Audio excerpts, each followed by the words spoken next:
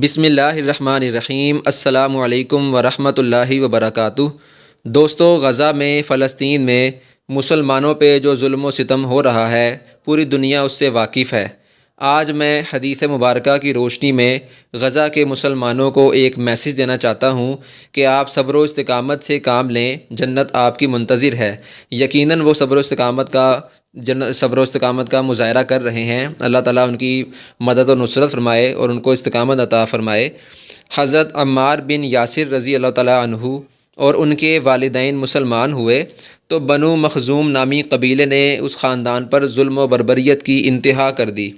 ایک مرتبہ رسول اللہ صلی اللہ علیہ وآلہ وسلم کا ادھر سے گزر ہوا تو آپ صلی اللہ علیہ وآلہ وسلم نے اس مظلوم خاندان کو مخاطب فرما کر یوں تسلی دی: صبراً یا آل یاسر فإن موعدکم الجنہ، او کما قال علیہ الصلوۃ والسلام، یعنی جس کا ترجمہ یہ ہے کہ اے آل یاسر، صبر سے کام لو اور خوش ہو جاؤ، تمہارے لیے جنت کا وعدہ ہے۔